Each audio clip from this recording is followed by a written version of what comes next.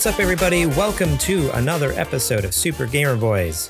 My name is Garrett Morling. I'm your host, Captain, your dad. I know I'm doing things a little bit out of order here, but the problem is I'm a big dummy, and we streamed live on Twitch as we have the last couple episodes, but for some reason it didn't automatically start recording like it normally does. So not only did we not get our video, but I also don't have or each individual recorded audio channels as well.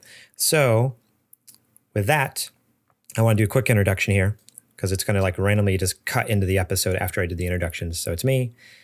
JJ's here with us, obviously, the one and only JJ Birdham, and also the nerd dad himself, Zech Keenan.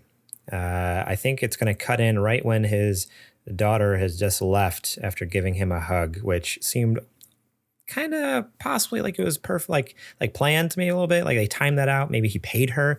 Not sure what's going on there, but so sorry about this weird intro here. But yeah, so it's going to cut in. The rest of the episode should be okay. I can't guarantee anything on the audio quality or the video quality because, again, this is a stream that happened. So as long as my internet was good, it should all be okay. But yeah, I just want to apologize. So sorry.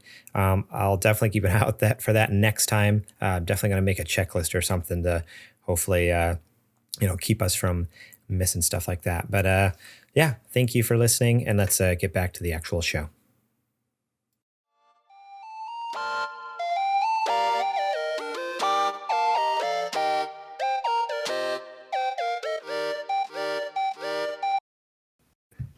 Thank you.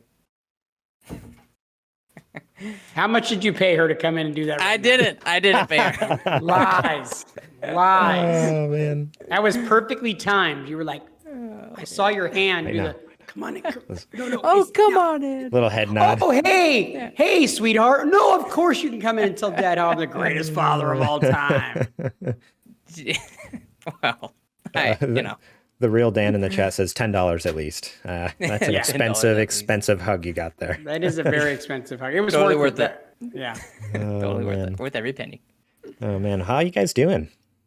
Oh, been man. Been a while since, even just JJ and I, it's been 2 weeks since we done an episode together. And then Zech, it's been like 6 months. I don't know. It seems like forever. Yeah. It's been wild. Lots going on. We're expecting our fourth baby. It's kind of probably the biggest news. Whoa! Yeah. Congratulations. That's awesome, Yeah. man. Are we the first to July. know? No, you're Oh, definitely dang not. it, man. I was really Wow. hoping we were I the love you first. guys. Yeah. That's amazing. Congratulations, bro. That's awesome. Congrats. Thank you very much. Yeah. Baby So it's number kind of 4. exciting. Yeah. I find that if you have the Disney and Hulu pack, you don't end up doing that so much anymore because they bundle that with ESPN. So then you don't end up having any more kids. You have entertainment every night. You have better things to do. Is that what you're saying? Yeah. I mean, dude, there's so much stuff on Disney. So I don't you don't think there's actually. anything better than No, I agree. we won't go Totally there. right. But anyway, yeah, fun times. So, anyways, we're pretty man. excited. I don't know. Have you not That's seen The really- Mandalorian? That's pretty freaking good. We made it on. Pretty Dang freaking good. I'm on episode 2 of Sweet. season 1. Okay. So I finally started on that train too. It's good. It's good. I love how you segue. Speaking of trains, that was awesome. Love where your head's at. Oh man, good stuff, man. JJ, how are you doing? How's your last couple weeks? The last couple of weeks have been a blur. We are actually in the process. We made an offer on a home in Nebraska, and they accepted very quickly. So I am moving out of state. That's right. Get Garrett. out of You and state. I are not going to be anywhere near each other anymore. Oh, my We're just gosh. going to be in the virtual studio. What But am I the going to do with my podcast- life? The podcast will You'll remain. move It's just eventually it's- too. Yeah, you'll probably actually You'll move eventually too. Yeah, you'll actually stop having to go to counseling. It's probably going to be a really good thing for you. Yeah, maybe the separation will be good for us. How about that? But I'll find you. I'll find you again. Don't worry, my friend. Cool. Well, yeah, no, congrats on that too. You got a new house in Nebraska. It's going to be Yes, sir. kicking it. You become a farmer. Just Yeah, that's what I grow some think. Is corn, happening. get I don't. get Get some into corn. cows. I've already got cut off shirts and short Flannels, shorts. cut I off don't- flannels. Yeah, they're flannels and And I'm- shorts, jean shorts. Yeah, Hey, what's wrong with flannels? Nothing. Oh, nothing at all. I love flannels. Nothing. I'm just, No, it's when they're, flannels are good. it's the cutoff. I said cutoff flannel. There's a difference when it's like cut Yeah. off, like, what's his name? Wow, I can't think of his name. Larry the Cable Guy. There's a cable That's the one guy. I was looking for. Hey, Yep, that's the one. JJ. Yeah. You know, that could be you kind of got, you can get that look dialed in, brother. Oh, I know. Dude, That's JJ, got you. when you move to Nebraska, you have to, like, for the first like year and a half you live there, just it's a character. Every new person you meet, like no one has to know what you're really like, right? Like you have to do here's this the for deal. us. So here's the reason I chose the town that I chose in Nebraska is because my brother lives there. My little brother is my best friend in the whole world, and he said that, dude, it's just a good life. But besides you, of course, Garrett. Okay. I love you way more than I do my stupid brother who shares blood and history with me. Okay. Whatever. Yeah, no, I'm just saying. No, but the thing is that I did tell him, oh, when I get there, I'm gonna do Larry the Cable Guy full on for the first 6 months. And you know what he told me, honest to God? He goes, it's not a stretch. If you showed up with a French accent and you were French, that would be a thing. If you show up and you talk like Larry the Cable Guy, legitimately, nobody's going to look twice at you. They're just, it's going to be like, same old. You know what I mean? Samesies. See it all the time. That's That's awesome. We have in the chat, the real dance says, JJ, I love you. I love this idea. Normcore says, JJ must be a huge fan of corn. And also says, to be honest, I always thought JJ was in Nebraska this whole time. So nice. There you go. So I'm already a redneck. No, you know what? Don't eat corn. Not anything nutritional value whatsoever in corn. I don't eat it. Not really. And it also makes you fat. So, and I'm trying not to be as fat as I am. It's a sugar. Yeah.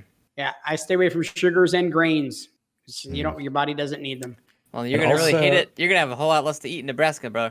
No, it's just all about beef, man. I just eat meat. Where's the beef? Isn't on the that Atkins? what they say? Well, ketogenic diet. So Keto? Essentially like the Atkins diet. Yeah. Nice. And I'm 130 pounds down. So stay away from sugar, man. Sugar sucks. Yeah. Really works. Also, so good. Bane Slayer X says, tells that she disappoints me as a nephew. I don't know what that's about. Oh, that's the OG nerd dad. Okay. Nice. That'd be Gabe. Your disappointment, Tim, apparently. I'm a disappointment to a lot of people. So nothing new. Just Nothing something new. I get Garrett, by in weren't we life. legitimately just having a talk about Zech like 2 weeks ago and said the exact same thing? It's like we're Had a simpatico conversation. with Gabe. I don't I had a remember that with my parents. Had the conversation. exact same Oh conversation. no, you remember, Garrett, because you were the one who said like not only does his breath stink, but he's also a disappointment in so many ways. It's I mean it's verbatim. I might be adding a couple of words, but it was something to that effect. That's true. Okay. Oh, the Bane Slayer just clarified. It's your disappointment because you've only watched episode 2 of Mandalorian. That's Oh, okay. Well, nonetheless. It makes sense. It makes sense. Oh man, we need to get on to this show now. We're getting off the rails here, talking with the chat. You listening on the podcast services and YouTube, you're probably like, what the heck is happening? As of last episode, we started streaming these live. So if you want to join us live, Monday nights, every other week, we stream it on Twitch. We delete the VOD right away. That way, Patreon subscribers get the early access to their feeds. And then Wednesday, everyone still gets it normally. But yeah, today we are going to be talking about the Xbox Live 180, tall women in Resident Evil Village, and how Reddit almost took down Wall Street. But first, let's give a quick shout out to our Super Gamer producer, Adrian, the homeboy, Holmes. Our Super Gamer sponsors, we have Bill Bird, Julie Bates, Brent Fox, and Daniel James. Shout out to Dan for joining us last episode. That was a lot of fun. I love Dan. He's great. So great. He's a wonderful, beautiful human being. I love that guy. Yeah, if you want to be a sponsor or a producer just like these fine folks, support us over at patreon.com/supergamerboys. You can support us over there for just $1 a month. You get the episodes early and ad-free. That's right. Right after I finish recording, I go to town editing it all together, get it up on Patreon to the audio feeds. You can listen to it. And then come Wednesday, the video and audio for everyone else goes live. But yeah, join us there. We'll talk more about the rest of the perks later in the show. But real quick, I do want to mention Super Gamer Book Club. Last month was Halo 4. This month, which would normally be the first Friday of every month, is Far Cry 3, but there's been some technical difficulties, so it's going to be a little delayed. Not this first Friday. Can I just say something? It's really ironic that Bane Slayer is in the feed right now. Because when him and I used to do a podcast together, I would mess up the audio all the time. I was first learning, okay? And this is the first time in I've been with you guys for over a year that I messed up the audio. Yeah. He happens to join the chat. So I don't know what the deal is. I wasn't going to say it was your fault. It was my fault. I'm totally willing to take all the blame. I totally messed up the audio for some reason. My voice recorded fine, but Trenton and Adrian's voices did not. He just doesn't like Trenton and Adrian. That's what it is. Yeah. That's not true. I love both of you. Zech, keep in mind, I want you to know, a little peek behind the curtain. Don't think I've ever had this conversation with you. But when Garrett first was a guest on your show, Nerd Dads, I remember him coming back and he was stars in his eyes that he was a guest on somebody else's podcast. and he didn't have any clue how big your podcast was, how many listeners. He thought it was worldwide. Oh, absolutely. That was the thought. Yeah. And so when he comes back, he says, honestly, and I'm not even being JJ right now. So just so you understand, not even being JJ, and that means not making it bigger, not lying, and making it into a story. I'm being completely honest. We'll see about this. He came back and said, dude, he edited it live. He put the music in, all of it live. It was amazing. he did all of it right there.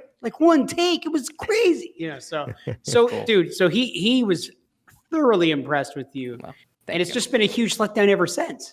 So jeez. just now I'm your boss. So yeah. Pretty much. Do I still have a job after this? Of course. We'll see. We'll have a board meeting here, JJ and I, and we'll talk about it. Okay. Let me know. I'll be on pins and needles. Yeah, so Far Cry 3 is going to be this month. It's going to be a little delayed, guys, so sorry. Probably next week, but it will get to you. And next month, we are announcing right now, it's going to be Dead Space. The 2008? 7? 2007. Really? Was it that? No. It's not 2012. No way. I'm Googling it. Oh, yeah. Okay. Dead Space came out in... Was it 2008? 2008 survival horror, yeah. I'm getting the dates confused with Far Cry 3. Far Cry 3 was 2012. No worries. Why am I even on this podcast? Get out of here. Freaking, that's the last straw.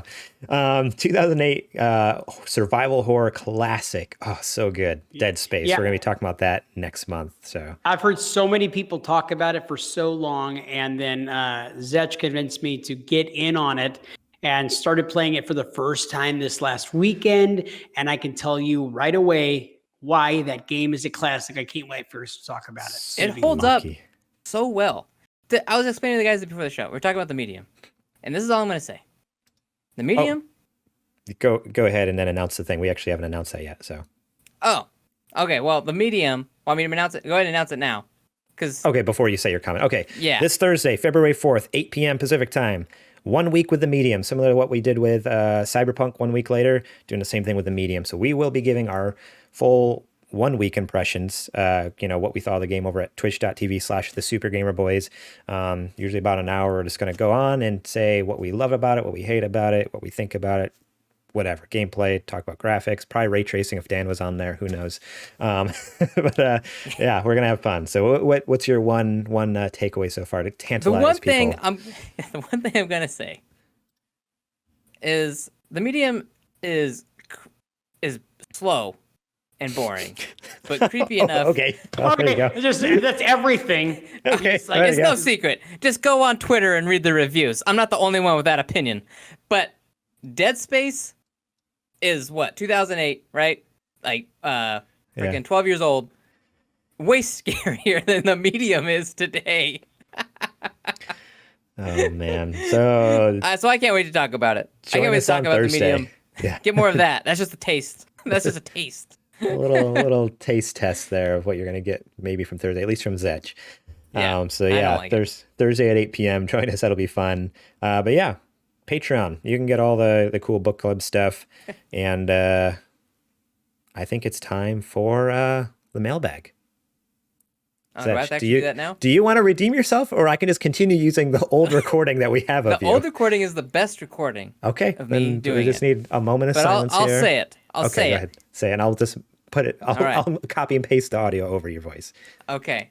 Mailbag time.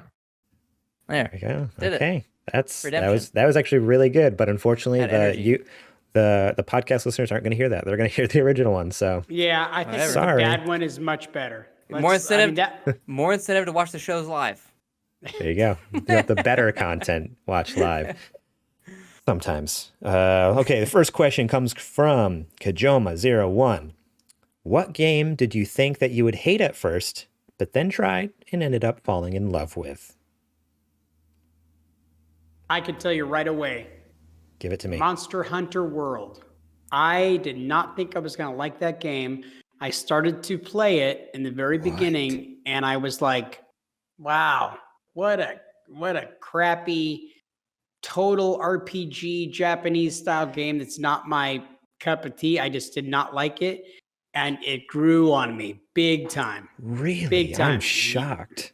Yeah. You shocked that I like it? Yeah, I'm genuinely shocked that you actually like enjoyed it even a little bit. Dude, I'm telling you, like the first like 5 minutes, I turned it off and I tried it again. Got like 5 minutes into it, turned it off. But when I got into it a little bit more, I'm like, no, you know what? It's beautiful and it's got a lot to it. I don't like the gameplay. I am not a fan of that style of game, but I'm glad that I gave it a chance because it's got some really cool stuff to it. Yeah. Okay. Interesting. I'm honestly like flabbergasted that you're like the last person on earth I'd ever think would like enjoy even 5 minutes. I thought would be too much for you for Monster Hunter World. So that's crazy. I might not have lasted 5 minutes the first time to be honest. It might have basically enough time to like you basically created your character and then bailed. You're just like, I'm out. Yes. Totally. Like Dan accurate. and Cyberpunk. Dan and Cyberpunk. 3 hours. I think he did 3 hours to be fair. An hour of it was messing with the menu. He said, man. Sorry, Dan. I think he's here in the chat. I'm sorry. We roast you so bad. It's all in good fun. We just love you too much. Zech, you got something, or you want me to go first? Yeah. So Arkham Asylum. Okay. Okay. So I've never really liked, any game that's based off of like movies or stuff like that, like ever. Right. Like they've always come across as like bad. Like there's a few one-offs that have been good, like like the old Spider-Man, but really that's kind of not really based off of a movie. Well, I guess actually that one kind of was. But anyway, suffice to say, Batman Arkham Asylum, I was like, oh great, another Batman game, whatever. And then I saw my buddy Steve playing it. He was on the book club with us a couple times, Steve. And it was back when we were in college. And I was like, oh, that actually looks really, really fun. And then so I went out and rented it and played through it. I was like, this is awesome. And now I love Batman. Nice. Batman Arkham games. Those are great games. Each of those Batman games are fantastic. Dude, Arkham Knight is amazing. And I know a lot of people hate it, but if you don't like it, go back and play the first two. I have not played much Arkham Knight. I do have it on the PS Plus collection. Yeah, it was a free game at one point, yeah. And I've only played a couple of minutes, so I really haven't gotten that far. Arkham Knight wastes no time. Like it is throws yeah, you it does kind of jump right in. Yeah. Super cool. For me, it was the year is 2018, I think. And I'm already sick of battle royales. Because it's been Fortnite and PUBG. And then I know game he's gonna talk about. I know exactly what EA Shadow drops Apex Legends. Mm-hmm. And I was like, what is this hot garbage? Like EA can't stand half the stuff they do. And I think that was soon after when we got burned from Battlefront 2, if I remember right. And so I was just like, EA, come on, what are you doing here? Apex Legend comes out, download it because it's free. Of course, you got to try it. And me and my buddy Sterling, we got going in Apex, and holy smokes, that game got its hooks in me. And I loved it so much. We were hot for a good few months going at it. I took a very long break. Sterling is probably going to text me when he listens to this episode and be like, dude, you didn't play for that long. It felt like I played for a long time. And like, but I did. But honestly though, like I loved every second. Like it was incredible. It was more like just with the podcast, other things came along. I just lost track of what was going on and time that went by. But just a couple weeks ago, I fired it back up on PC, and they've added so much in the last like 2 years, and it's really fun. There's some really cool characters. The maps are really cool. I'm really still loving Apex. That's one that I thought was absolutely hated just because it's a battle royale and I was already sick of them. And then it got the hooks in me then, 2 years ago. And even still now, I was like, okay, no, this game's legit. Like it's come a long way. And it's crazy because you don't hear about it. Like I think most people would be like, it's a dead game. Like if you ask trolls on Twitter, if I just put out a random poll and had like polled like all the random people on the internet and be like, Apex is a dead game. But there's still a lot of people playing it, and it's still a lot of fun. So that's it for me. Yeah, I wonder where most of their players are at. My son just started playing that recently, and a lot of people who love Fortnite are starting to go to Apex right now. So it's starting to pick up in popularity again with younger kids. There we go. Yeah. The younger kids are just going to ruin it. Get them out of there. We don't want them. Oh, I'm sure. Okay, so our next question, Normcore Eddie ask. I don't know if you've ever done this one before, but I'd like to hear you guys share your top 3 most annoying characters in any game ever. So what are your top 3 most annoying characters in video games? I thought about this question, and it's hard for me to pick. There's not a whole lot of annoying characters. I mean, like, I guess it also depends on the question. The only one that really comes to mind is the little girl from Star Ocean. The one for the 360 that I played. Star Ocean, The Last Hope, I think is what it was called. And I remember her being in it, and I literally stopped playing the game because I couldn't stand her that much. She was so annoying. That's my thing. Any of the annoying characters in any of the JRPGs I've ever played, those are the most annoying characters. Okay. So for me, I had Claptrap from Borderlands. I know he's kind of designed to be annoying, but like he really grates on my nerves. Not a fan of Claptrap. I don't really find the humor from him like even a little bit funny, even though he's also again he's supposed to be the comedic relief, and it's just like he's a little it's he fine. Tries too hard to be funny. It's whatever. So let's see. I can't find my list. I'm scrolling here. Sorry. Otacon. Here's the other one. Otacon from Metal Gear Solid, a game that I love to death. And Otacon, who's like the main, like one of the main characters. Like he's like Snake's sidekick, who's in like pretty much every game that Snake's in. Is he a Transformer? No, he's not a Transformer. Otacon? He is a human being, a scientist, a super nerdy dude. That's just so annoying. He drives me like he pees his pants in the first Metal Gear Solid game, like in a locker. Like he's so scared to death. He's hiding in a locker and pisses himself. Like that's the kind of character you're dealing with.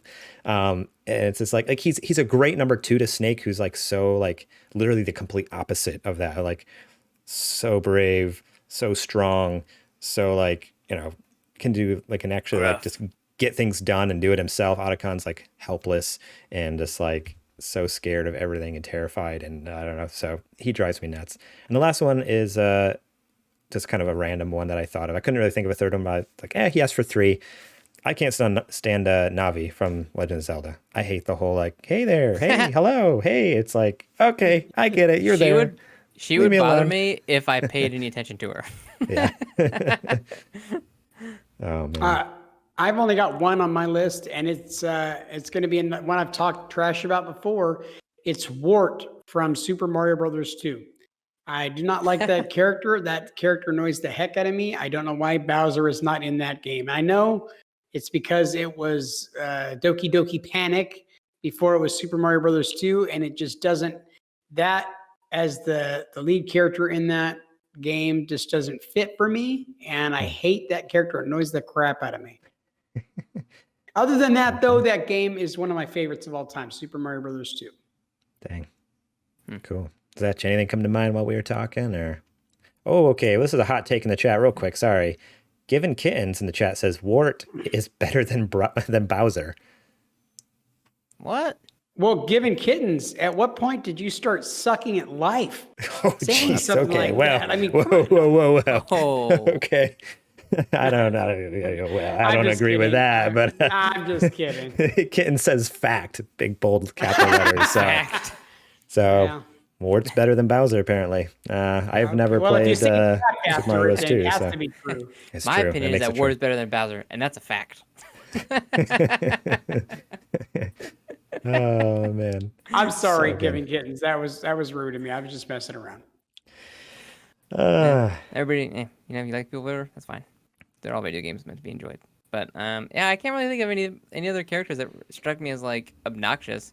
I mean, I understand. I guess I'm kind of with you with Claptrap. Yeah, I think his humor kind of tries too hard. But yeah, I don't know. Yeah. Sorry Cool. for not. No, you're good. Yeah. I'm not disappointed. Normcore Eddie might be disappointed, but there is a couple of characters, but I think they're meant to be annoying. There's a couple of characters in Maniac Mansion, that the old NES game that was made out by Lucasfilms. There's a couple of characters in that are really annoying. Have you guys played that game before? Nope, we're not as old as you. Oh, that hurts. That hurts a little bit. Well, your Uncle Gabe has probably played that game. And he probably loves it. He probably has. If he's close to my age, he probably loves that game. It's one of the best NES games of all time. I would actually love to be able to go back and play it now and talk about it on the show. I actually talked to Garrett about it not that long ago. I think it's one of those games that it's so unique. The characters are so colorful. Some of them very annoying. But I think that it's worth a playthrough now in 2021. I'll have to check it out. That could be pretty cool. Honestly, old games, like, as you know what it is? I don't think I'm a good enough gamer to go back and play those NES games. Like, that's a really good assertion that you're able to like say, I'm not that good at gaming, because the older games are very hard. Yeah, they are difficult. And if you didn't grow up with them, it's really tough. Like, I barely beat the first Zelda game. Barely. I beat Metroid. Barely. And I also beat Metroid on the game, like Metroid 2 on the Game Boy, the original Game Boy. But anything else I've tried, even like the old Marios, forget it. I can't do it. I'm just not good. I can't. Have you never beaten the original 3 Mario games? Never. I beat Mario 2 when it was re-released on Game Boy Advance. But never beat Mario 1, never beat Mario 3. Yeah. I'm a fake gamer. I'm not real. I'm letting you guys know now. No, I'm a fake gamer as well. Just to let you guys know in the chat, Ranger of Shadows just redeemed a timeout with JJ points. So I just timed him out for 10 minutes. So you're welcome, everyone. That's what that is. Just so everyone in the chat knows what's going on. I didn't just ban or time out Ranger for no reason. He redeemed points for it. So there you go. Congratulations, Ranger. Wait, does that mean I have to shut up for 10 minutes? Is that how that works? No. He used JJ points to time himself out so he can't talk in the chat. I don't know why I'd want to do that, but interesting. That was one of our points. Maybe it was an accident. Well, too late now. It's done. And he can't talk to us. Last question here from Sir Prince a lot. Who's your favorite fictional raccoon? Rocket Raccoon. Rocket Raccoon. It's definitely Rocket Raccoon. I don't know of another one. Yeah. Oh, the other raccoons are terrible. They're always portrayed as bandits. Yeah, so he I know why I sent this one in. This is totally an inside thing. He didn't want the answer Rocket. He wanted the answer Huckle, because we're playing a D&D campaign right now. He made this sweet raccoon character named Huckle. He's actually pretty legit. But yeah, there you go, Derek. I named your character on the podcast. Now you're famous. No, D&D, so good. So good. You know what? I think it is now time for the nerdy nudes. News. It's now time for the nerdy news. News. Oh, Kittens throw something out here in the chat. Probably Sly Cooper if you're looking for real raccoons. So Sly Cooper's a raccoon? I thought he was a fox. No, he's a raccoon. He's a raccoon? Okay, then Sly Cooper. Sly Cooper's pretty legit. Also Mario and Tanuki suit. Okay. No, he's not a raccoon. That's not the same. I mean, it sort of is, I guess. Yeah, so if I dress up as a bird, am I a bird now? I think that counts. Yeah. Yeah, I think so. That's how it works in California. First news on the news docket here. Microsoft reverses Xbox Live Gold price increase, unlocks free-to-play games for everyone. So if you missed it, this was January 24th. So last week. Xbox Gold is about to get more expensive for some people. Microsoft confirmed on Friday that the cost of a 1-month subscription is going up to $1, going up by $1, while a 3-month subscription will now cost $5 more. The new pricing structure is as follows, and then they have a bunch of amounts that I'm not going to read here because that doesn't make good content. But here's the update. Probably less than 24 hours later, Microsoft pulled a 180 overnight and announced that it is reversing its planned Xbox Live Gold increase. The subscription will not get more expensive. And as a bonus, free-to-play games are getting unlocked for everyone to play for free without a subscription. In the end, things are actually cheaper overall than before. Sometimes customers' feedback is heated. So if you didn't know, Xbox tried to bump up the price. They quickly dropped it. And then a little tidbit that I didn't find out until I read this article, apparently, in order to play free-to-play games on Xbox, you still had to pay for Xbox Live Gold to do that. Because on PlayStation, like Fortnite and stuff like that, is like completely free. You don't have to have PlayStation Plus to play Fortnite and stuff like that. So that was a new thing to me. I actually did not realize that you had to actually pay for a subscription to still play free games. So that's a cool feature that they added. Kind of one that I'm surprised they didn't have before. But yeah. Go ahead. I was gonna say, I think it's the only reason they would do that is because like Microsoft needs to save so much face right now. Like they don't have Halo Infinite. They've been kind of doing really well as far as like staying in like a positive light, for on like the PR side, that they can't afford to have any negative. So that's kind of my thinking on why they did it. Like they don't. It makes sense. Yeah. I just feel bad for all the teams involved in like getting that set up, and then Microsoft being like, nope, stop, not doing it. Yeah, all the programmers in the back end, like, okay, I got to change it, all like every tab, every button on all the websites and on the in-game or on console store, all this stuff, or even reverse it, like, turn it around, wrap it up. The communication, like putting together the actual communication behind all that, like all the graphics and the ads and man, it's a lot of manpower just to be like, never mind, stop. But yeah, actually, I said I wasn't gonna read the prices, but I am kind of curious compared to like let's see, Sony here. So basically, Sony's for 1 month it's 10, for 3 it's 25, and for 12. I don't have 12 fingers. For 12 it's 60. So basically, for 1 month it was going up to 11 for Xbox. 3 months was 30, and then 6 months was still staying at 60. So the 6-month plan wasn't. Oh, wait a second. 6 months for 60, where Sony has 12 months for 60. Is Xbox really that much more expensive? I don't know. I got the Ultimate for free for 2 years, so I'm not even paying attention. Did Xbox players really pay $120 a year? It used to be Xbox Live Gold. It used to be $60 a year. Now I got to make sure this isn't a typo on the article. Now I'm curious. Xbox Live Gold 12 month. Is that an option? Oh man, that's interesting. Because maybe their 12-month option got lumped in with Ultimate. No.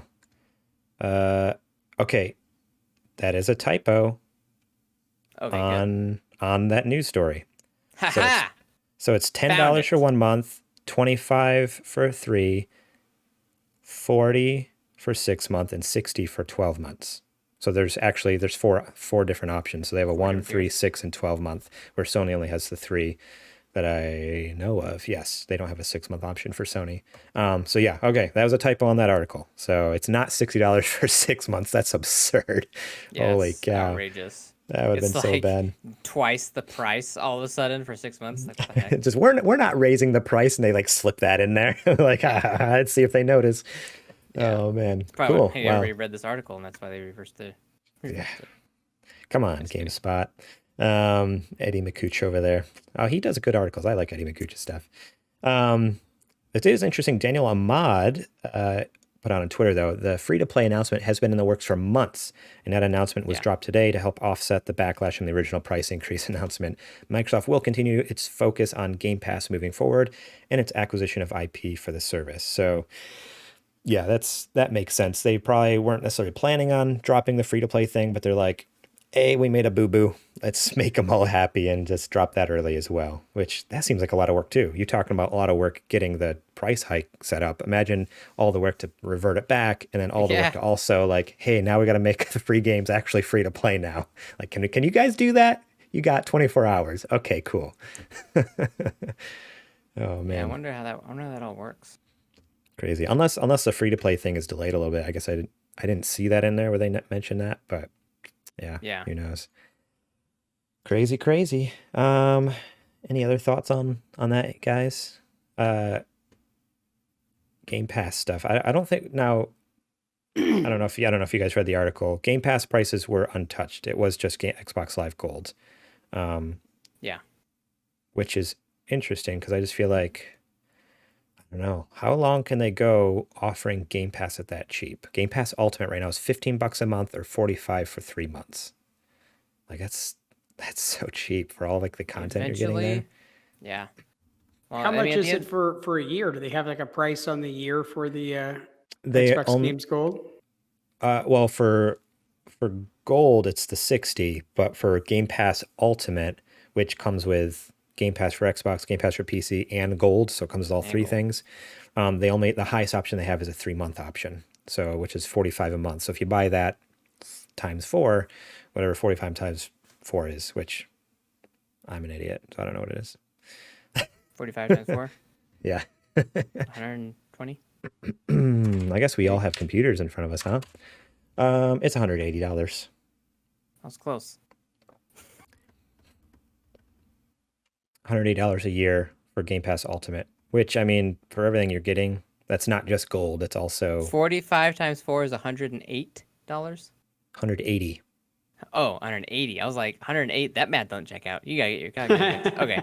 We've already 180. proven that he's not very good at math. I'm not good at math either. That's why So I I could- originally I could wasn't be going to wrong. answer that question, but you guys made me Google it. Let's see. Kittens in the chat here says 180. I mean, the games that come out on Game Pass are generally pretty old, which Well, and I kind of have just to. I kind of disagree with that. I feel like mostly there's. I was very excited because I thought that I was going to be able to play medium. And that was something that I brought up. Like we were talking about, I was like, no, I'm all in because it's coming out on Game Pass. And then come to find out it is not available on Game Pass or on Xbox One. On Yeah, Game only Pass. Series It's X only and on PC. Series X and S and PC. So that's the only reason that I do not have any knowledge of that game, which apparently you're telling me that I'm not missing much. But there's a lot of value in the price that they're offering. I think it is really cheap. I can see the price going up on Game Pass soon.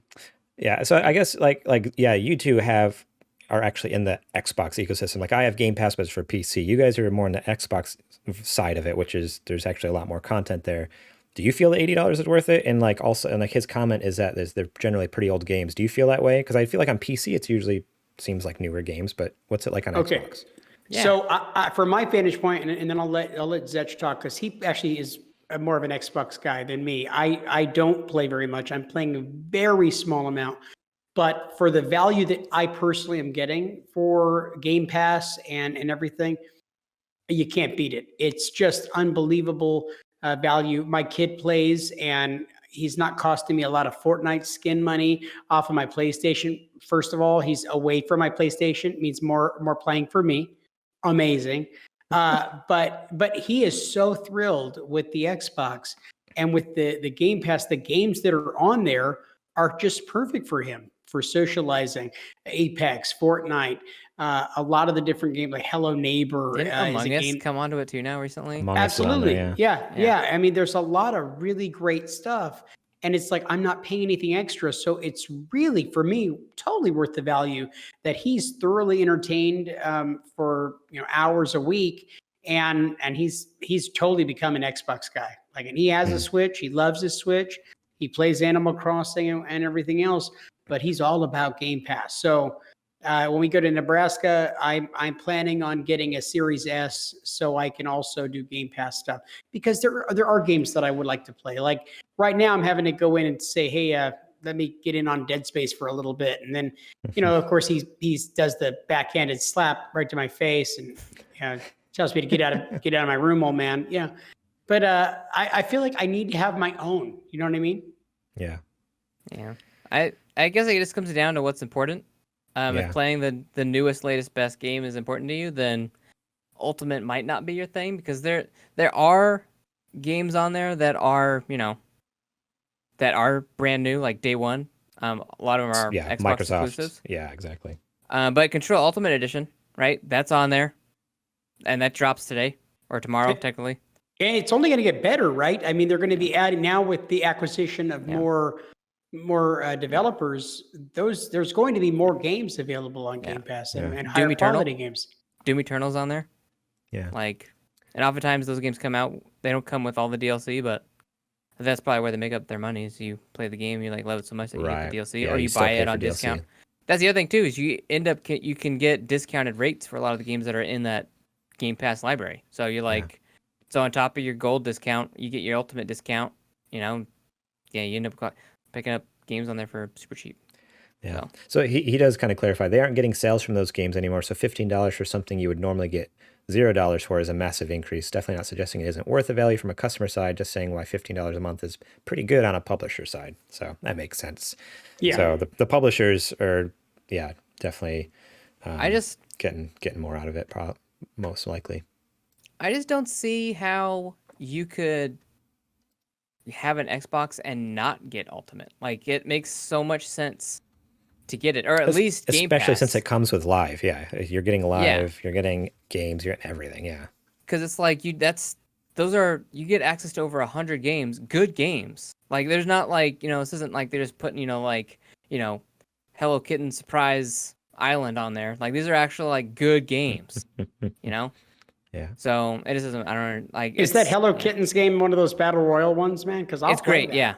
Yeah, okay. It's great. Yeah, definitely a grossly underrated game. Oh man, cool. Well, yeah. Well, that's our take on the Xbox Live price increase, and whether you should get Game Pass or not. Apparently, go get it. We all love it anyways. Yeah. It's great value. If you don't have it, you're crazy. That's right, Kittens. I'm calling you out. No, just kidding. Kittens probably has it. I'm just giving him flack for no reason. Next news story comes from Eurogamer. And it's just everything announced in Capcom's Resident Evil showcase. So I don't know, did you guys have a chance to watch the showcase from... Are we sticking to what was important? Because all that was important was Resident Evil 8. That was the only thing that was important. I mean, not much was announced. It's funny, it says everything announced. That's a headline, then you scroll through it, it's well, there's not really much here. Things. It's just a couple things. Yeah. Did you guys have a chance to watch that last 2 weeks ago? I didn't watch the showcase. I ended up watching just the Resident Evil 8 trailers and then reading about what was released later. No, okay. I caught most of it, and of course I also got an opportunity to play Maiden, the Resident Evil Village PS5 exclusive demo. Yeah. Okay. Well, you can share a little bit about that. Let me share some of the news here then. So the showcase, they announced that the release date is May 7th, 2021. It's coming out on PC, PS5, Xbox Series S and X. Originally, it was just that, but they also announced on the showcase that they are planning on releasing on PS4 and Xbox One, which gave me some concerns. Immediately, I was like, oh no, are we going to have a Cyberpunk situation where it's too big? And okay. I don't know. We'll see. It just seems weird that originally they weren't going to, and then I forget their exact wording, but it wasn't. They didn't sound sure of themselves. The way they even said it is we're gonna try our best, or we're gonna or we're working hard on the PS4 and Xbox One versions. I'm like, I don't know. We'll see. I mean, they've had the RE engine working before on those consoles, so I feel like it shouldn't be that big of a deal, but we'll see. Yeah. Excitingly, PS5 owners can play a non-combat demo set in Village's castle area from tonight. This slice stars a new character named the Maiden trying to escape the area and is designed to show off the game's visuals, atmosphere, and environmental detail. Less excitingly, if you don't have PS5, tonight's demo is PS5 exclusive and will never release elsewhere. But they are planning on releasing a different demo available later this spring for all platforms. Village itself looks impressive, blah, blah, blah. We know all that. There's a really tall lady who's just looks crazy. Maybe she's on stilts. To see her, the plot twist. Yeah, to see her duck down through a door. Apparently they just tweeted out today, she's 9'4" or something like that. The creator of the character is finally just I know. Thank you so much for all the love. Here you go. You've all been wondering. This is how tall she is. 9'4". Insane. she's going to be so terrifying to go up against. Like this big, tall, powerful, like strong, just like, just the wide, big hat, just like adds so much just like personality and just like, I don't know, so much to this character. Like I'm scared to like be chased by her down the hall. Cause all I think back to is Resident Evil 7 with, the old dude, I forget his name. Jack. Like, boom, boom, boom, Jack come down the hall. So I just imagine her just like in her heels, just like, pop, Plop, plop, like plop, coming, plop, plop, plop, yeah, plop. coming down the hall at you. I'm like, holy crap, it's gonna be insane. They showed off a bunch of gameplay, which was kind of cool. Did you guys watch that trailer at all with some of the gameplay stuff? Yeah, Yeah, I'm gonna pre-order that game for sure. That game Yeah. is really, Yeah. really good. absolutely. So good. Yeah. Yeah, I'm really liking that. It's sticking pretty close to Resident Evil 7, which, a lot of people originally were like, unsure of this, but I don't know. I really enjoyed it. I think a lot of people 7 is came like my around. favorite. A lot of in the people came series. around on it and enjoyed it. Yeah. So it's really cool. They're sticking really Seven's- close to that with the first person view, similar inventory system, that type of thing. Yeah, 7 is absolutely amazing. The first person view, I'm not a big fan of. I kind of was hoping they go back to third person, but I'm really glad that they stuck with the Ethan character. So I think I was bummed. that's really. I thought they were gonna switch it to Chris Redfield, and I was all in. I mean, I'm not sad that it's. I mean, I guess I am bummed that I'm not gonna play as Chris Redfield, but Ethan's a good character too. But Yeah. Yeah, it'll be interesting to see.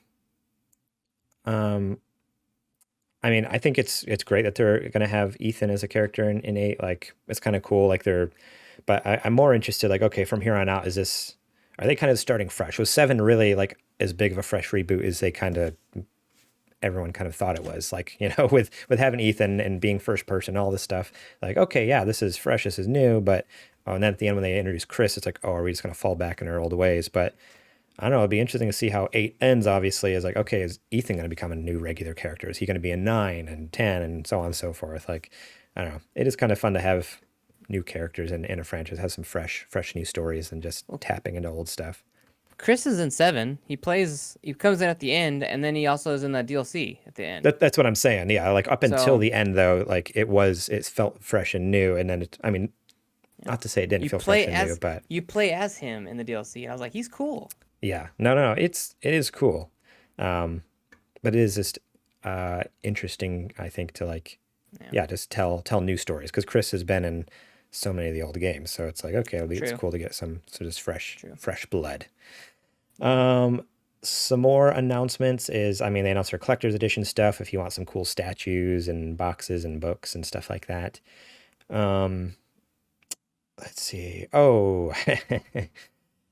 Elsewhere in the showcase, Capcom revealed Reverse Resident Evil, a new multiplayer spin-off, and showed an old trailer for a Netflix series. So they're coming out with a new CGI Netflix series. That looks like it could be fine. But Reverse Resident Evil, competitive multiplayer shooter where you can play as various characters from throughout the Resident Evil series. Its visuals have a comic book style effect, so think like Borderlands shell shaded kind of thing. What is your guys' take on this? Did you guys watch the trailer for this? I don't think they understand their audience. Like, oh man, I love playing Resident Evil. I can't wait to play some multiplayer shoot 'em ups. Like, stick to what you're good at. Stay in your lane. Take that manpower and money that you were going to use to make this trashy game and put that into making it even better. Resident Evil 8. Yeah, well, I don't understand their fascination all of a sudden with multiplayer stuff, because, I mean, a few years back they had what was that one? It was like a first-person shooter with like Raccoon City something. It was like you play as an Umbrella. What I think it was called like Umbrella Corporation or something. Umbrella Corp. And then last year was Resident Evil 3. They tacked on that Resident Evil Resistance or whatever. Yeah.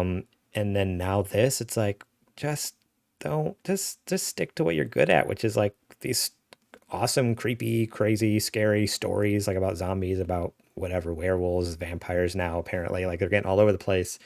Like this corporate greed. like but they're never good. And people are like, I feel like people have learned by now, right? Like no one's really ever enjoyed like I've never heard of anyone say like that was a decent game. Like it's always like, no, it was trash. I've never even heard someone say they were all right. Like, so I don't know. It just seems so crazy that they keep trying, but it comes free with Resident Evil Village. So you pick up Resident Evil 8, you get it for free, I guess. But I think if Resident Evil Resistance was named anything else besides Resident Evil Resistance, people would have been all over it. And if it was free to play. Right. Which that's the thing. Like, I think it came free with 7 if you pre-ordered or something like that, or maybe if you didn't, I don't know. But you could also buy it separately, which seems like a wild thing. Like, or not 7, Resident Evil 3, sorry. Yeah. Resident Evil 3, it's like seems so bizarre to like, oh, sell this random multiplayer separate. Like, it's a weird take. Yeah. But yeah, so that's everything that was announced. Now, JJ, you played Maiden demo. I did. Give us a little rundown. What was great about it was Garrett reached out to me the day of that it was being released, and I had no clue that it was being released. So he called me up and said, "JJ, you have to play the new Resident Evil Village demo. It's called Maiden, and it's just." I'm like, "Sweet. When is it going to come out?" And he's like, "Today, now." And I'm like, "Oh, all over it." So I bent heaven and earth to make it happen, and I had to try to get the kids away. The kids couldn't be there for me to play it. So it's in the process of downloading, and I'm trying to get the kids out of the room. I'm shoveling them, and they're like, "But we have to do schoolwork." And I'm like, "Screw school. This is more important than your dumb school. Get the hell out of the room." And like I'm yelling at them, I'm pushing them. No, you know what? I had to wait until they went to bed for me to be able to play it that night. And it killed me to wait. Like I was just dying. I think that I got them out of the room around 7:30 or 8 o'clock. And it was like, okay, you can't come into the room because dad's playing a scary game for a little bit, and he has to play it for the podcast. Has to. So I put that thing on, and you start off in a dungeon. And dude, let me tell you, 7 was wonderful. What a great game. 8 is superior as far as the aesthetics, the feel, the music is really, really well put together with how dark everything is, how grungy. You're in like a really medieval, old school dungeon in the very beginning, and the idea is you have to escape. You're locked. Dude, it's so much fun. So and you hear a female's laughter at one point. She like sounds like a disembodied voice laughing and taunting you at one point. And you're in this like castle. It's just incredible trying to find your way out of this area. And when you do come into contact with her, it is amazing. It is completely amazing. And I'll tell you, the Nemesis was scary. Okay. Mr. whatever his name was from part 2. Mr. X. Yeah. Mr. X. Very scary. He's in it? No. I'm just saying that they were scary characters. Oh. But there is nothing more scary than a big evil woman. Let me tell you, this woman put the fear of God in me. She honestly scared the crap out of me. And I cannot wait for this game. I am going to be pre-ordering it, and I'm excited to be able to play it on my PS5.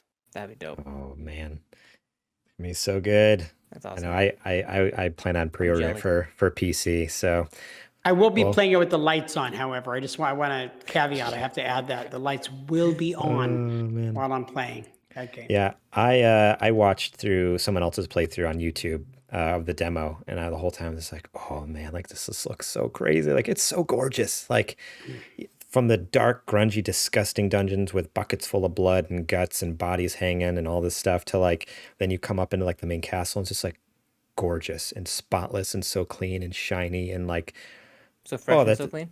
It's like it really is. Like the textures and details in this game are just so crazy. Like 7 was an accomplishment, and the remakes that they did look great, but this is a whole nother level with next gen on Xbox Series X, on PS5. Like it's gonna be so beautiful. See, that's what got me a little bothered. Is that it's coming out on PS4 and Xbox One? Because it's like, why do we even have these consoles if you're just gonna make the games on the old consoles and they just look better? Money. But it's still like that. I mean, there's over. I would assume over that would cost them money. It's like, why do we have these consoles if you're just going to keep putting your third-party stuff on here? But when there's over 100 million PS4s and there's like whatever, we don't know an exact number, at 40 to 50 million Xbox Ones out there, like that's a lot of money up for grabs. It's like a chicken or the egg type thing. Like, do you want to sell your consoles? Do you want to get more games? Like, you get the long-term play is to get more installs on your console, right? Yeah. So, which base do you want to cater to? The one you already have, or the one that you can gonna get later?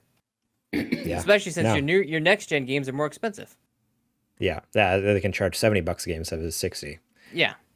But, so, don't know. But let's get into this last news story. This is the one Zech has been waiting for all night. This is literally why I'm here. Once this went down, the only reason that we had it. No, just kidding. I was like, we love you, Zech. You can come back anytime. Yeah, I literally messaged Garrett and was like, "Oh, if you're gonna be talking about GameStop versus hedge funds, I want in." I think that's exactly what I said. Yeah, so here we are. GameStop investors share why they went big on the GME stock squeeze. So this article, that's just the headline for this article. It's interviewing some of the people who actually invested. It's actually had some really interesting background information from the actual Redditors, like why they did the thing, what's going on, some little bit editorial and like kind of commentary, I guess I should say, from IGN about what's been going down. But you know what? Since I don't know much of what's going on and the article doesn't really matter that much, Zech, why don't you just kind of give us a rundown, an overview of what happened last week with GameStop and their stocks and all that. Game stonks. Okay, so I'm probably gonna mess up kind of the real fine details of how the whole stock that's fine. No one actually knows. No one knows how the stock exchange works. So it's fine. How it's kind of been described to me and through some stuff that I read is they basically, the hedge funds kind of borrow these stocks, right?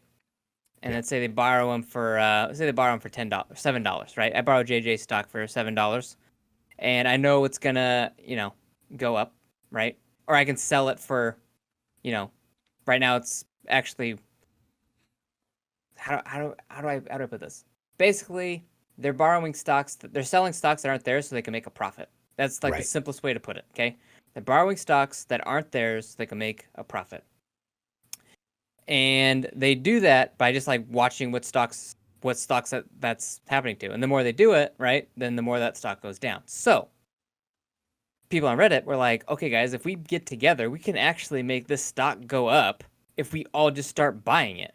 So what happens is you got these middlemen, right, the hedge funds, and they have all this money in stocks that they thought they were going to make a profit on. But once the stock price starts going up, they can't sell it to make all their money back. They have to sell it at this new rate so this guy over here can make his money back, and they're out that difference, right? So now they have to buy out all back, right? And once they try to buy all that stock back, that forces what's called a short squeeze, so it actually ends up even making the stock price even more expensive. So now they're out billions of dollars, okay? Yeah. Crazy. What people really need to take notice of, right? Now, that's crazy, right? It's crazy. What really matters is that what we saw last week was a Boston Tea Party level, sticking it to the elitist rich thing that happened, okay? Now, I'm not saying elitist rich as in, billionaires like, Jeff Bezos, Bill Gates, stuff like that. Like, those guys are billionaires, but they're billionaires because they were able to actually provide a service that everybody uses, okay? They create jobs. Those are billionaires that, yeah, sure, I mean, the greedy, not greedy, whatever. Point is they're offering something to society. People that run hedge funds offer nothing. They don't do anything. There's jack squat. Like, the only reason they exist is to make them and other rich people more rich. Yeah. And other rich people, I mean politicians. So, and that's not Democrats. That's not exclusive to Republicans. It's not exclusive to Democrats.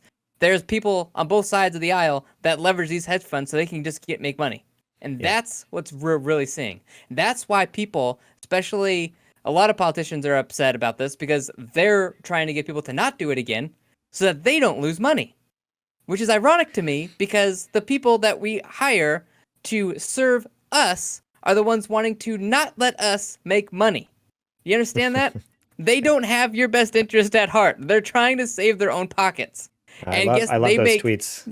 Yeah, tweets coming out from like different people, like all these politicians. It's like, this is like horrible. It should be illegal. We need to change this. We need to fix this. Like all this stuff is like, oh, okay, what's going on here? Like they were getting like, yeah, they're livid. It's insane. Which, dude, I mean, I would be too if I lost billions of dollars. But still, like, so but crazy. The thing is, you also have a lot of billionaires and millionaires that are actually, they see this as a good thing because they see what the damage it's really doing. It's control over the little guy, right? So you have billionaires like David Portnoy, right? The guy from Barstool Sports. He's like, I am out $3 million and I'm ready to be out another $3 million so we can do this again. Which brings me back to Robinhood, the app, and why they did what they did, okay? Now, I can't take all the credit for this because I actually had a really good conversation with my uncle, Baneslayer, in the chat. He's in the chat. He's actually setting you straight on a couple things that okay. Read them off. Well, it just I think it was towards the beginning what you're talking about. A short is borrowing stock at X price, thinking when the premium and margin call comes due, they will return the stocks cheaper than they bought. So that's okay. Kind of explaining exactly what this hedge funds normally do to make their money. So that's what it's called, a short. So, did Baneslayer say anything in addition to that in relation to still being completely ashamed of Zech, or is that like a... let me see here. Let me see. Oh, yeah, he just now he actually just came in. It says, "P.S. I'm still very ashamed of you, and I can't believe you haven't watched The Mandalorian. In fact, you should leave the episode now and watch Mandalorian." No, I didn't. Yeah, that makes a lot of sense. You probably should like leave now and go do that. Oh man. Anyway, back to my diatribe. Yeah. There you go. Get back up on that soapbox. All I want to say is that Robinhood app, right? Which is ironic to me because that's the whole name of that is, rob to the rich to give to the poor, right? They had two options to go with, right? They could either increase the fees for the trades for GME, right, and AMC, whatever, or they could stop trades of it altogether, right? Which they ended up being like, okay, you can only trade, once a week, which is the same thing. Really, the reason why they did that is because they know billionaires like Dave Portnoy are just going to keep fueling the flames, right? Keep pumping money in, even though they know they're going to lose. Them losing means nothing to them as long as their opponent loses too, right? And in this case, it'd be the rich politicians, right? Yeah. Or the hedge fund owners, or like Citadel, that sort of thing, right? So that's why they made that choice, so that they can actually save face. Yeah, to go off of the Robinhood thing, so I have an account with them. I got an email just 5 hours ago, actually, and it has a few bullet points as to, they have a full letter, but here's the bullet points they actually emailed to me, like, hey, if you don't want to read the letter, here's why we did what we did. So I'll read them to you because you actually know what they're saying, because I don't understand what they're saying. Maybe, I don't know. And maybe see if they're saying is complete BS here. So they say, for Robinhood to operate, we must meet clearinghouse deposit requirements to support customer trades. Deposit requirements are determined in part by how much stock a firm's customers hold. If a firm's customers' holdings are volatile, a broker, in this instance Robinhood, is obligated to meet higher deposit requirements. Last week, in part due to volatility in some popular stocks, Robinhood's deposit requirement rose tenfold. The combination of the deposit increase and the extraordinary increase in volume on these particular symbols led us to put temporary buying restrictions in place on smaller number of these stocks. We had to take steps to limit buying on those volatile stocks to ensure we could comfortably meet our deposit obligations. We didn't want to stop people from buying stocks, and we certainly weren't trying to help hedge funds. That part's in bold, actually, which is kind of funny. Like they really wanted to make that come across. But so basically, there's something called some deposit requirement that they got to meet that apparently they were afraid they wouldn't be able to if this buying continued. Do you know anything about what they're talking about? I read that. Yeah, that came out, and Elon Musk actually grilled him I forgot his first name. His last name's Tanev. He grilled him on like this live feed, and he mentioned that in that feed about the whole deposit fund thing. My question back to that would be, well, then if limiting trade is the only thing, then how come you couldn't limit it by just increasing the fees or finding some other way that didn't seem so blatantly in favor of billionaires? You know what I'm saying? Mm-hmm. So they're still in the hot seat. Yeah, Kittens in the chat here said, or the real option Robinhood had, which was don't block things and be more like Robinhood. Robinhood is Robinhood is largely owned by Citadel, who's attempting to help cover for the hedge funds that are really getting burned. There you go. So, and if you really want to know the truth, just follow the money. That's what all anybody ever has to do in life. Just follow the money. Just follow the money. Yeah. Which I also want to make a note too, that Jennifer Yellen, who's on Biden's PR staff, also is in cahoots with Citadel. So that's like confirmed. And then Jen Psaki, or Psaki, whoever you want to announce her name, it's rumored that her brother works for Citadel as well.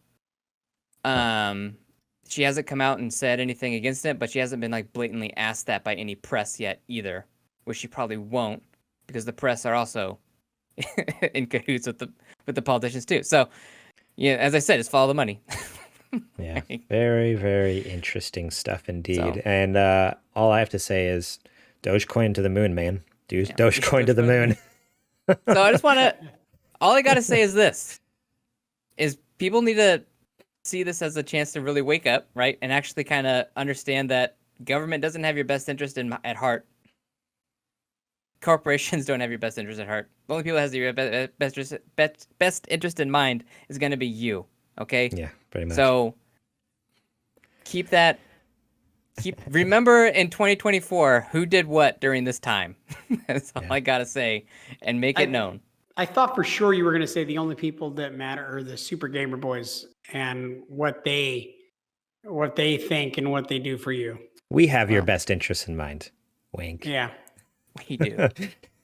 You can trust us. You can make checks payable to the Super Gamer Boys. No, you can't. That doesn't exist.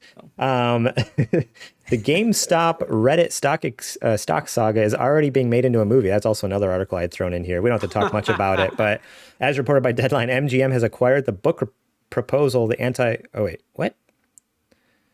Oh, okay. I see what they're saying.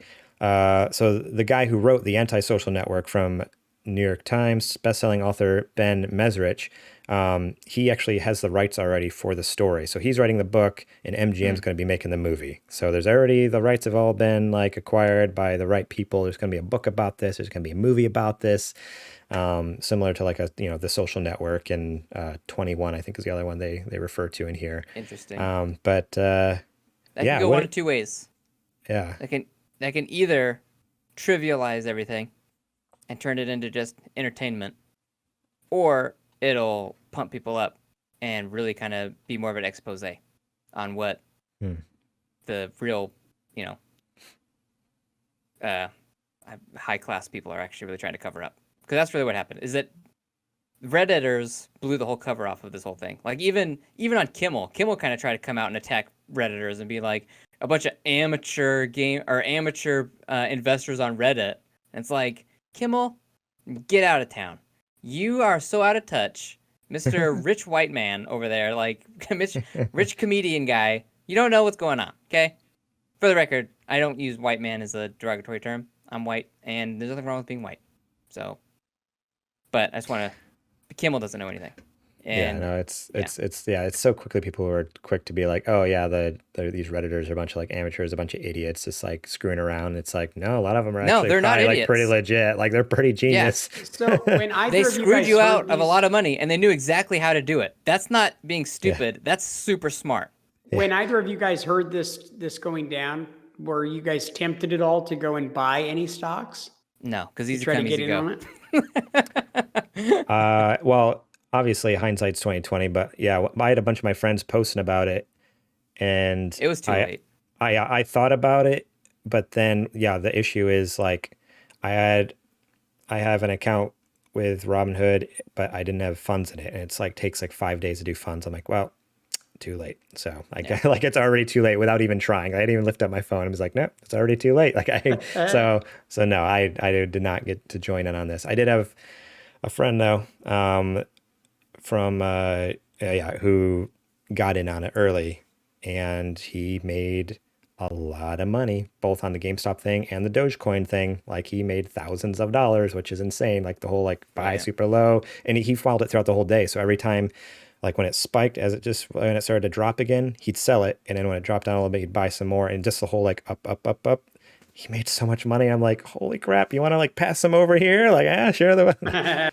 No, but if you were actually like on it that day, ready for it, had cash, like, liquid in your, whatever your account is you're using for your stocks, like, you could have made so much money that day.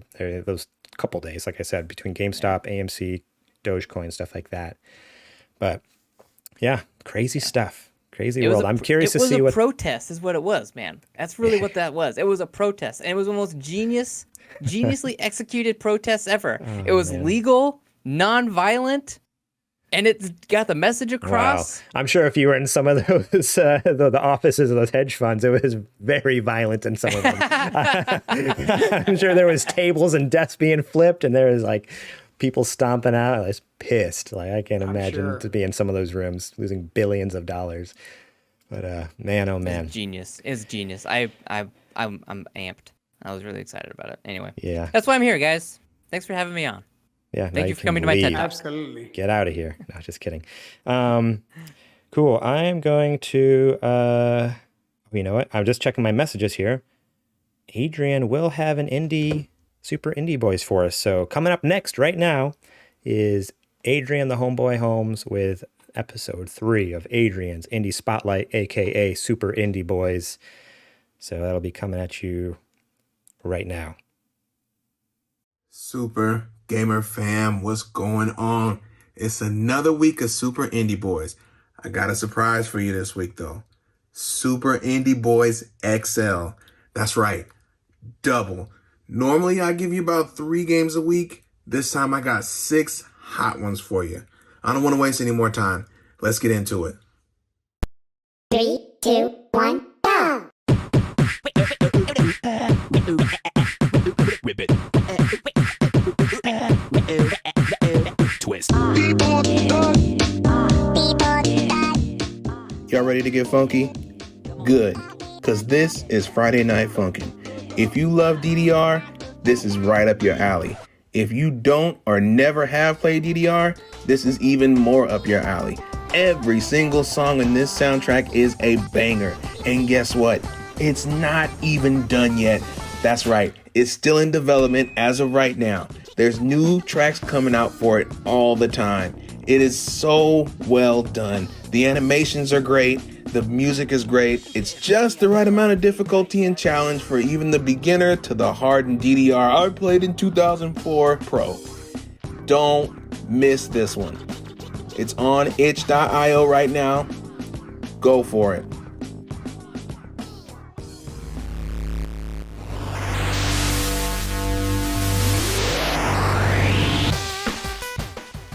Keep it locked on this one, Dragon Slayers. Earth Knight is an out-of-this-world platformer where your task is to hunt down dragons. How do you do it? You run on their back, and these dragons can sometimes be what seems like miles long. You jump and collect treasure, and your task is to make it all the way to the head of the dragon. And if you can do that and kill the dragon, you win.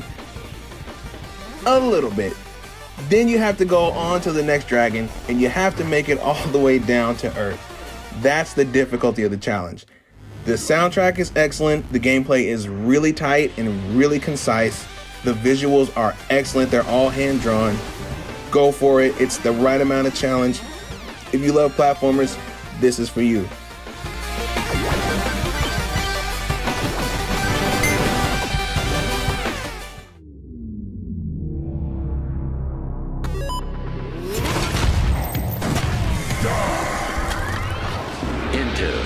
Future where crime rules the streets.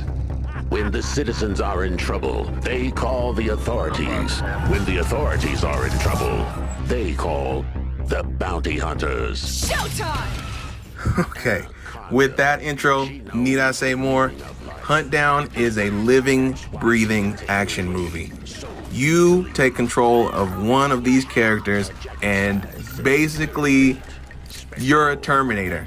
Pretty much. I mean, you're not a Terminator as in a bad guy, but you're a Terminator as in you're pretty much unstoppable. You are the action movie star. Explosions around every corner. Bad guys trying to get you. Every gun you can think of and every way to use it. Hunt Down is the action movie lover's dream. Get it now. Though he only donates other people's blood.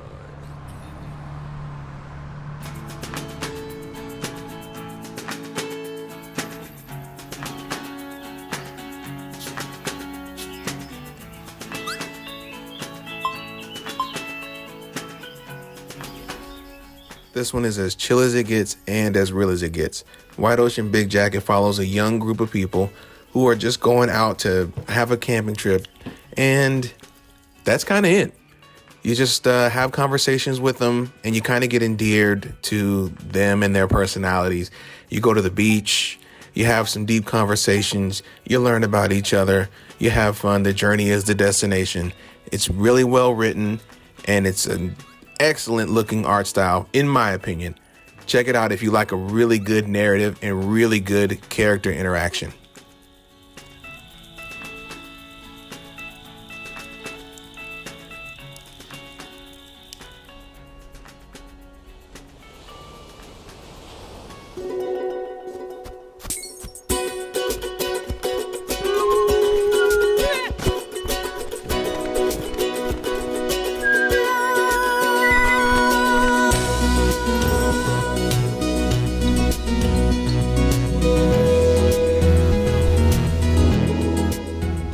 This is a fun one. In Wandersong, you are a young bard who's tasked with the fate of the entire universe. And the only way that you know how to do it is to save it with song. Your task is to learn the ultimate song that can help to save the universe. You meet a bunch of characters along the way, and your main power is singing. It's really well done, really charming. The music is great, and of course, you can sing in plenty of different octaves. It is so charming. Check it out. Especially if you're a music lover, this is right up your alley.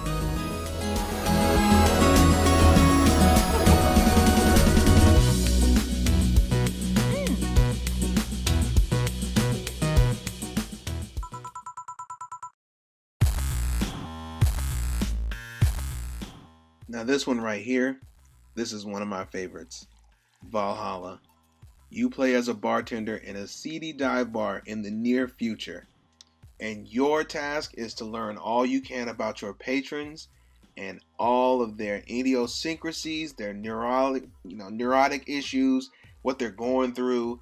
And the way you do that is you serve them drinks as your bartender. You learn what kind of drinks they have, and that in turn helps you learn more about their personality. I love this game so much. I have the collector's edition and everything. I can't gush about it enough. If you love narratives, this is for you. Grab it.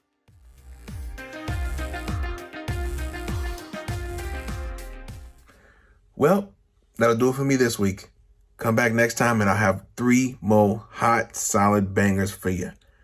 Until next time, I'm out. Peace.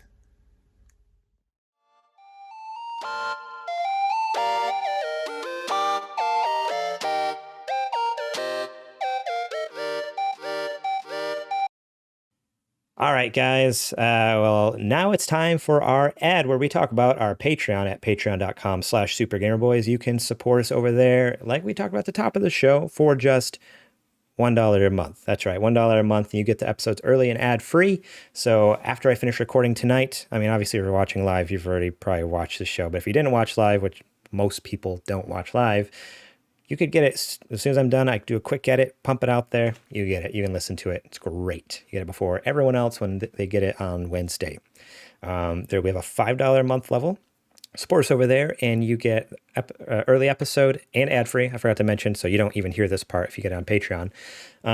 You get it early, ad-free, and you get the show notes for the show. So ahead of time, you know exactly what we're going to be talking about. So if you have any questions, comments, concerns about any of the news stories we're doing, any of the mailbag questions, if you see some of the games that we're playing, if you're just like, that's a weird thing, or I had a great experience with that game, or whatever, you can throw it on there. You can leave a comment. It's great. So yeah, join us over at that $5 level to get the show notes, kind of be, a little more involved in this show. It's pretty fun. $10 level, that's our sponsor level. So then you get the shout out on the show. So you get all the previous perks I mentioned, plus shout outs just like we give Bill Bird, Julie Bates, Brent Fox, and Daniel James each and every week. So yeah, that's our $10 level there. We so appreciate those who support us at that. And then there is the top dog tier, $15 a month, super gamer producer, just like Adrian the Homeboy Holmes. You get to pitch segments. Heck, you get to host segments. He's on our shows all the time now. He's on our book club episodes. He's been on regular episodes. He's on our week later in reviews. He's also getting to name Zech's next kid, which is amazing. That's what you get to be a producer on this show. Naming Zech's next kid. And he also gets a spare room at JJ's new house. So you know it. I got a spare room for you, Adrian. Look, I'm having to give up stuff. You're having to give up Zech. This is what we do. You get your name on JJ's deed for his house. You get to be a part owner. Dude, I mean, it's you in get a Nebraska, stake in his property. So Adrian, I'll gladly put your name on the deed, man. I got a room for you. Okay. Cool. You also get, I forgot to mention, bonus shows that you can't get anywhere else. It's like our Super Gamer Book Club. So that's once a month we do a deep dive. We usually go for like a couple hours at least. About an hour and a half to 2 hours. Hour 45 to 2 hours, yeah. Yeah, going deep on a singular game, talking about everything from when it came out, who made it, a little bit of the development process, to getting into the story and the themes of the game, and digging deep on that. And then also at the end, we usually talk about gameplay stuff as well. Like, how did we enjoy, how does it feel on the sticks 10 years later? How does it look graphically, stuff like that. But we really focus on, a lot of the storytelling and characters and stuff like that. Yeah, so it's a book club. So kind of like how you would discuss a book, with the themes involved, how it struck you, what you gleaned from it. That's kind of what we do with all these games. So it's not like we're picking like Mario. We usually pick like games that actually that are known for having really good narrative. So that's what the usually games we stick to. So that's the real reason to spend the $1 a month. Yeah, check it out. So you get that at the $1 a month tier. So you can get all the episodes early and ad free, and that book club. So support us over there. It's patreon.com/supergamerboys. Any support is very, very much appreciated. And thank you to all who already support us. Once this episode comes out on YouTube and podcast services, if you look down in the show notes, you'll see those who support us at the $5 and up a month level. So that's another perk of the $5 level, I guess, is from there up, you get your name in the show notes, kind of proudly proclaiming that you are a supporter of us. So, yeah. Alrighty. Well, let's get back to the show.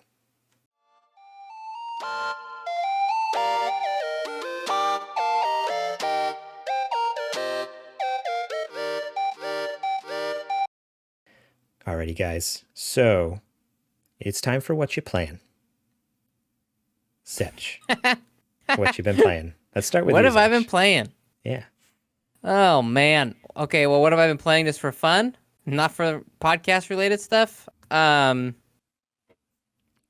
been playing through Shadow of the Tomb Raider. I'm playing through that. So anybody that follows us in the Discord knows we got this big annual. Well, this is our first annual. Our first annual backlog competition where people sign up and we input, the total amount of games we have in our backlog, and we try to see who can beat the most games in a year. So right now, I think either I'm ahead by 1 or it's neck and neck with me and Nate. So dude, Nate is flying through games. I don't know how he does it. Well, and he plays on stream. Yeah, he plays on stream. I feel like that's a little bit cheating, but yeah, it makes sense. If he doesn't win it, I'm gonna be disappointed in him. Just like Gabe is in you. Yeah, just like everybody I know. Yeah. Just like everyone I know. Oh no. Kids. Family. Oh God. Anyway, what was I saying? You tell us what games you were playing. I don't know how we got on this topic about how everyone's so disappointed in you. Oh, it's so sad. No, so yeah, Shadow of the Tomb Raider, I've been playing through that, and that game is flipping so underrated. You know, the one thing it does struggle with is some plot inconsistencies with the first two. I will say that. Okay. It's like there's some glaring plot inconsistencies as far as Lara Croft, who she was in one, and then they have like flashbacks in this one, and you're like, wait a second, that was totally not Lara Croft from one. So that doesn't fit. Yeah. Yeah. But as far as like the main overarching, you know, goal of the game and where you're at and the graphics, gameplay, everything else about it is so solid. Dang. Character development, in terms of Jonah, her buddy, and things like that, super good. The new it's so from the first two more actiony, this one's a lot more stealth. Way more stealth. They spent you can actually like cover yourself in mud and then like blend, like go like Rambo style in this one, so you can actually like blend in with like other muddy terrain, and so you're taking out guys like almost like a ghost status, like they walk by and you're like, and you like get them with your hammer or your pick and you stuff like that. Super Pickaxe. fun. Yeah. Oh man, such a good game. Cool. Like the exploration is really good. Environmental puzzle solving obviously is really where it's at in those games. I'm loving it. It's really fun. So if I'm not playing the Medium or Dead Space, I'm playing Shadow of and Kingdoms of Amalur: Re-Reckoning. Okay. I picked that one up, that's a remake of a really old game on 360, and I never played it originally. So it came out, and I'm like, so this game is really good. It's really, really fun for what it is. I wouldn't pay $60 for it. I'd wait for it to go on sale. But yeah, it's I feel good. like usually it is. Like most of the time I see it's on sale. It'll probably come to Game Pass. I get in vibes that this feels like a Game Pass game. So it might already be, at least on PC. It's not. You can Google that. I know for a fact it's not. No, on PC though. I think it might be. No. So you're wrong. What's it called? Kingdoms of Amalur: Re-Reckoning. Kingdoms of Amalur. Wake up, JJ. Reckoning. Wake up, JJ. You can do it. This is my awake face. Let's see. We're almost done, buddy. We're almost done. Okay, no, you're right. Okay, it's not Game Pass, whatever. Also, Giving Kittens in the chat, this sounds like an easy clap. I should sign up for this. Sorry, you had to sign up before January 1st. So we didn't really announce it we did announce it, but it was more like within our Discord. But next year, this is our first year doing it. It was really like on a whim, just hey, we're going to buy dinner for someone who plays the most games. And that's like all you win is dinner from us. We literally put the competition together on the spot. But so hey, if you hopefully want next year. If you want to like just kind of either follow it or still submit like games that you beat into the chat, go ahead, because we have some other guy. We have Ed Normcore doing that. Normcore Eddie. He's been he still submits his games. He's not technically in, but he's keeps submitting all the games he's beaten. Which him and his wife they stream over at Normcore Gaming. Normcore _gaming. Go follow their Twitch channel. They are awesome. Such an awesome stream to watch. Like great. Like I love the back and forth between them, between Steph and Eddie, and they've been playing through Kingdom Hearts.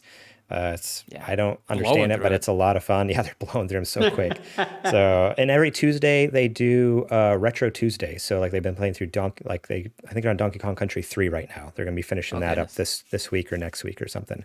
But yeah, go follow Normcore _gaming on Twitch. They're pretty legit. Cool. JJ, what have you been playing?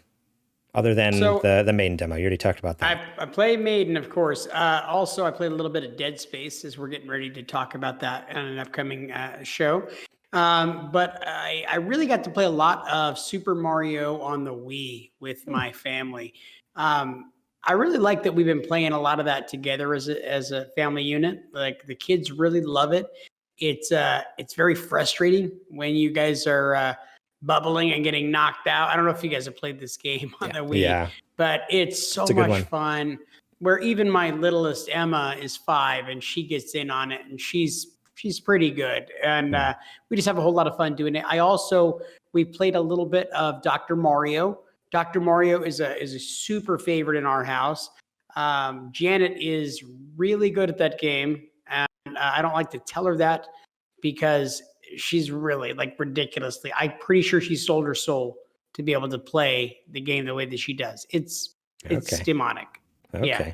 Yeah, but and then I've been playing. I've been playing a little bit of Monster Hunter World, and like I was talking earlier on tonight, I said something to the effect of I didn't like the game before, and I didn't. I tried it a year ago, maybe a little more, and I just did not care for the game. And now I've been putting a little bit of time into it, and I'm actually having a lot of fun with it. It's a really killer game. It's got some beautiful graphics for being a couple of years old or whatever. It's pretty good looking, yeah. Yeah, it's a lot of fun. It's worth it, especially given that I got it for free on the PS Plus collection, and I can see why it's part of that collection from some of the best PS4 games that were created. So, yeah. Legit. Awesome. Cool. Sometimes. So I fired up Celeste for a few hours. Obviously, I'm playing through the medium. I started a little bit of Dead Space, and I've been playing the same thing, not Apex Legends. I did mention that earlier. Playing Apex Legends, Among Us, all the usual stuff. I could say it every week, but Celeste is a new one for this week. I just played through the first couple hours, and holy cow, that game is so fun. Yeah. I had never touched it before. All I had heard is everyone talk about how amazing Celeste is. It was like my game. Holy cow, the room's coming down. My earthquake! Get out! Whoa! Dude, like right off the bat, the first thing that hit me is like, oh man, like this soundtrack is awesome. Like I honestly just want to, I don't know if there's a Spotify playlist, but I need to go find a Spotify playlist of the Celeste soundtrack because it's so good. So much fun. The gameplay, the puzzles are so good. I love the climbing the mechanic, the double jump mechanics, getting like the crystals to get the extra, you get the crystals to do the double jump, like trying to get those tapes to get the B-sides of the levels. Oh man, it's such a fun game. I'm really loving it. I really want to dive more into it. Maybe I'll do it on a stream sometime. I need to put together a poll of like all the games I've started and not finished and be like, hey, which one of these games do you want me to start streaming? Because that might actually get me to beat it. You can just be a man and just make a decision yourself and beat the game. That's too hard. Just pick one. He can't do that. That's impossible for Garrett. Yeah. Too much work. And I'm the disappointment. Okay. Yeah, so Celeste, if you haven't played it, go play it. Because like I said, I'm only 2 hours in and I'm already like completely enamored with this game. It's so good. The story in that game is amazing. Like that's... Even like I've come across a couple like characters and just had like just a couple small conversations. It's like these characters are so great. Like I just like they're just so fun. Oh, so you haven't even gotten to like the meat. That game is about depression. Okay. Well, yeah. It's I have awesome. not gotten to the meat yet. And the way they unroll it, awesome. the way they unroll it, you'll see. Oh my gosh, that was like I think that was my game of the year back in what was it, 2017? 2018? Yes, it's something like that a few years back, but yeah, awesome game, good game. Go play that one for sure. And I got it. I literally own it like 5 times because it was free on PlayStation Plus at one point. It was free on Epic Game Store at one point. It was free it's on Game Pass. Like I have it literally on all these different marketplaces. I got it all for free. I've never paid for it once. And it's like, I need to play. I got it through Twitch for free because they give away free games. We have Twitch Prime. I'm like, okay, I just need to play this freaking game. So how is Matt Makes Games making any money off this? I don't know, because they just give it away for free everywhere. Yeah. It's crazy. But even if it's not free, go buy it. It's worth it. The other thing I've been playing is the lottery, I guess you could say, with Pokemon, the trading card game. Oh, yeah. I've also been playing the trading card game on TCGO. So they have the iPad app or on the PC you can play. Mm-hmm. That's a blast. I've been having such a fun time with that. I play with Shep. Like I let him hit the buttons. Like I drag and pick my cards and all that stuff. And I'm like, okay, hit the button to attack or whatever. But the actual physical cards, I finally bit the bullet. So over Christmas, my brother-in-law had bought me some because he's getting super into it. And he's even like, he pulled a pack from the set called Champion's Path. It had this special Charizard, VMAX, shiny, something or other. He got it graded. It was a PSA 10. He made like $700 off the thing or something. Like it was insane. And so between him getting into it and sharing some cards with me and a lot of my buddies. Mitchell, he streams on Twitch. He's been streaming some box breaks. He's been buying like the Japanese packs and stuff. He's been getting some cool stuff. I've gone down the rabbit hole of watching other streamers do box breaks. I'm like, okay, I'm gonna do it. I'm gonna buy some cards. So I went out to my local game shop over the weekend and bought like. Where'd you go? I went to 2 places. I went to Area 51 and I went to Utopia. You need to go to War Torn Front. Where's that? Manteca. Oh, it's so far away though. No, it's the best. 30 minutes away. Okay. It's the best. Talk to my boy Chia. Okay. Okay. I'll go. There better be something good there. Tell him Gabe Keenan's nephew sent you. Gabe Keenan's nephew sent me. Okay. Just like that, and he'll love you forever. Okay. Sounds good. Gabe Keenan is more memorable than me. Okay. There we go. But man, yeah, I think I bought like $50-$60 worth of cards this weekend, and I didn't get great pulls, but I saved some right here. Some of the Champions Path. I got 4 packs here, and I have a whole nother booster pack, 36 packs. I went halvesies with my brother-in-law. What? And we're going to do a box break. We're going to open it on stream at twitch.tv/thesupergamerboys. I don't know when we're going to do it because it hasn't come in yet, but we're hoping for the Charizard, baby. We're going to make millions. That's our goal. You know, you should take that Charizard, use that to buy some GameStop stocks. GameStop stocks, there we go. Oh, man. Yeah, but I am hooked on the whole, because not only is it so much fun to play the game, like I said, I've been playing on the iPad, playing on the computer. My son is getting super into it. He's like 3, but he loves the cards. We don't play Pokemon, but I've been taking like some of the bulk cards that I have and making like fun little games for us to play together, like making stuff up, and he's been loving it to death. So it's a cool thing like we can do together. He went with me to the 2 game shops and he was so excited. Cool. Like when we walked into Area 51, I walked into the Utopia, he was just like, oh wow, oh, Pikachu, oh look at this card, like oh, you just like oh, that one's shiny, like yeah, that one is shiny, it's really cool, huh? Like I don't know, it's just so fun. So it's a cool little hobby that I can have with my son, and like kind of I don't know, I really want to cultivate that because, I mean, again, he's 3 and interest can change in another 3 years. But, you know, at this point, it's fun to at least have him at least a little bit interested. And heck, I love the collecting aspect of it. Like I'm all about collecting and then maybe reselling. So depending on if I get anything good, but we'll see. Can I make a small request? Okay, go ahead. Just one thing I need you to do for his Uncle JJ. Let's not show him how to paint Warhammer figurines. Okay, look. Oh, he already does that. He already does that. Too late. Yeah, he went to the Warhammer store with me, and the guy gave him a little free one. Same thing when we went to Utopia over in Modesto. He's like, oh, does your son like Pokemon? I'm like, yeah. He's like, oh, here's a special card you can only get here. And it's like a funny little promo card that says like thank you and like holographic letters across the front of it. My son was just like, oh, like thought it was the greatest thing ever. But yeah, we went to the Warhammer store and the guy's like, oh yeah, here's a little freebie. Yeah, it comes in pieces. My son loved putting it together and painting it up. And, you know, obviously it's a 3-year-old, so it's not the prettiest paint job, but I'm going to make my son the nerdiest kid in the entire world. And it's fine because he'll probably be homeschooled anyways. So it's great. What's wrong with that? There's nothing wrong with that at all. What's wrong with being homeschooled? I didn't say anything wrong with it. It's not a disappointment. You're saying just because I'm homeschooled, I'm a nerd? You guys are jerks.